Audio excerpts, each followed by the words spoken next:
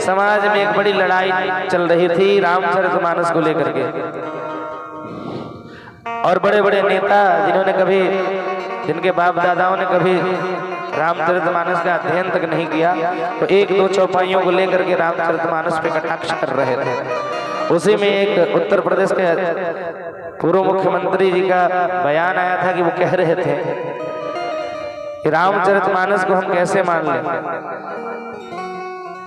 जहां पर किसी का जन्म जंघे से हो रहा है, किसी का जन्म मुख से हो रहा है, किसी का जन्म पेट से हो रहा है, किसी का जन्म पांव से हो रहा है।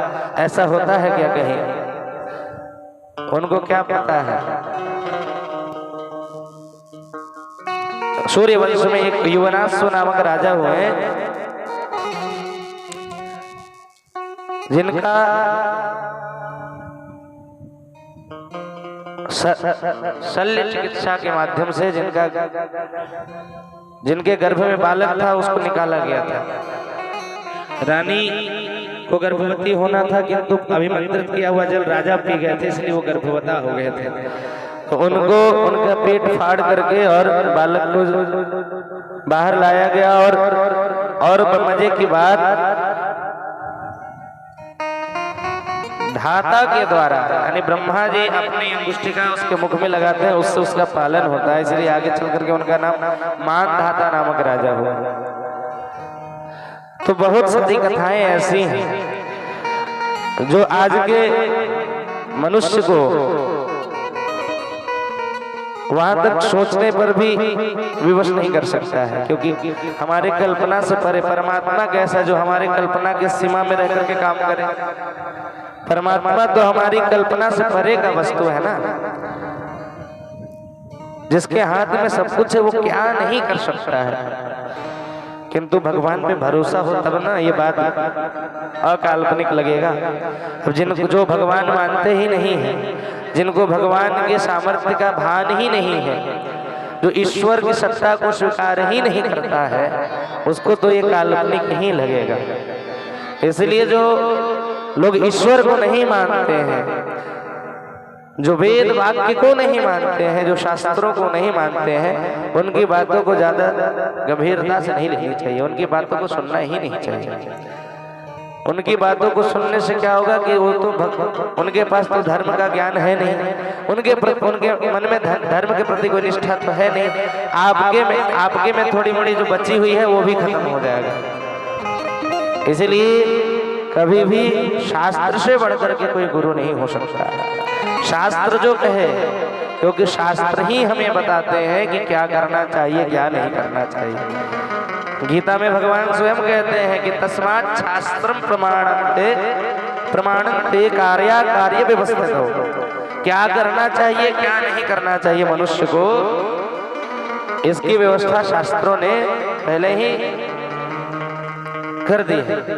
इसीलिए शास्त्र से इतर कोई बात यदि करे तो उसे ज्यादा गंभीरता से नहीं लेनी चाहिए, क्योंकि ईश्वर सर्वसमर्थ है। जब 7 वर्ष की अवस्था में 7 कोष का गोवर्धन अपने केवल कनिष्ठिका उंगली पे धारण कर सकता है, वो ईश्वर क्या नहीं कर सकता। ब्रजवासियों ने पूछा कि कन्हैया ये बता, ये तो 7 दिनों तक गोवर्धन धारण किया रहा, ये कैसे संभव हो पाया? भगवान ने कहा, कछु माखन को बल बढ़ो, कछु गोपन करी सहाय, श्री राधे जो की कृपा से मैंने गिरवर लियो उठाए। अरे भैया, और भगवान देखिए, बड़े से बड़ा कार्य करने के बाद भी भगवान श्रेय नहीं लेते हैं। हम सभी किसी का थोड़ा सा उपकार कर दें या सामाजिक स्तर पे कोई सहायता कर दें, तो ये भी विचार करते हैं, ये भी मन में आशा रखते हैं कि हमारा नाम हो, लोगों को पता चले कि हाँ हमने ये काम किया। ये बड़ी लालसा होती है लोगों को। लोग दान भी करते हैं ना, तो गुप्त दान भी करते हैं, तो मन में तो आशा होती है कि कुछ लोग को पता चले।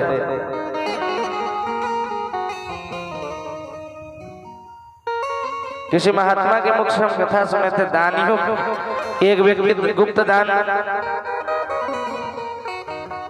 करता है और कहता है कि भैया नाम मत बताओ, क्या तो गुप्त दान है। फिर उसके मन में संतोष नहीं हुआ, बोला कि जो गुप्त दान करने वाले हैं इसी मंच पे बैठे। तो बोलने वाले माइक से फिर बोल दिए कि भैया जो दान करने वाले इसी मंच पे बैठे हैं। फिर भी उनको संतोष नहीं हुआ। बोले कि ऐसा कहिए कि जो मंच पे वो दाहिने से दूसरे नंबर पे जो बैठे हैं वही गुप्त दान किए हैं। मतलब गुप्त दान भी कर रहे हैं और वो बताना भी है उनको। इसलिए दान भी लोग करते हैं तो अपना श्रेय लेते हैं, चाहते हैं कि कुछ लोग जाने कि हमने गुप्त दान किया। कितना किया ये भले ना पता चले, लेकिन हमने किया है ये जरूर पता चलना चाहिए। एक व्यक्ति सबके कहने पर कहा कि चलो भैया हम भी गुप्त दान करते हैं। चेक काट करके दे दिया गुप्त दान के लिए 50,000 रुपये। समिति वाले पहुंचे, भैया आपने गुप्त दान किया था, ये तो आपने इस पे सिग्नेचर ही नहीं किया है, पैसा नहीं निकल रहा है। तो उसका जवाब आया कि देखो भैया हमने गुप्त दान किया है, गुप्त दान में नाम थोड़ी बताया जाता है। ऐसे ऐसे भी दानी है संसार में, चाहते तो हैं कि दान करें, लेकिन मन में श्रेय लेने की लालसा रहती ही है। लेकिन हमारे ठाकुर कैसे हैं, 7 दिनों तक रक्षा करने के बाद भी वो ये नहीं कह रहे कि हमने गोवर्धन उठाया है। और सामाजिकता यही है, भले ही अकेले सब कुछ करिए, परिवार में या समाज में छोटे से बड़े लोगों को सम्मिलित करना ही यही तो समरसता है। सबको अपने अपने दायित्व का आभास कराते रहना चाहिए। कभी किसी व्यक्ति को ये न लगे कि अरे हमारा तो कुछ काम ही नहीं है, यहाँ इस समाज में हमारा कोई काम ही नहीं, इस घर में हमारा कोई काम ही नहीं। ये अच्छी बात नहीं है। कुछ भी करिए, भले ही आपने अकेले किया हो, तो उसका श्रेय सब में बांटिए, ताकि सबको लगे कि नहीं हमने भी कुछ किया है। भगवान कह रहे हैं कछु माखन को बल बढ़ो। भैया देखो हमने थोड़ी गोवर्धन उठाया है, अरे गोपियों के यहाँ से इतनी चोरी कर करके हमने जो माखन खाया था, उस माखन का ताकत कहाँ गया, इसी शरीर में तो है। कछु माखन को बल बढ़ो, कछु गोपन करी सहा। जो गोपियां ने हमें इतना प्रेम स्नेह दिया है, अच्छा व्यक्ति जिसको अत्यंत स्नेह करता है, प्रेम करता है, उसके सामने उसके अंदर और अत्यधिक स्फूर्ति आ जाती है। जैसे आप फिल्मों में देखते हैं कि अभिनेत्री को देख करके अभिनेता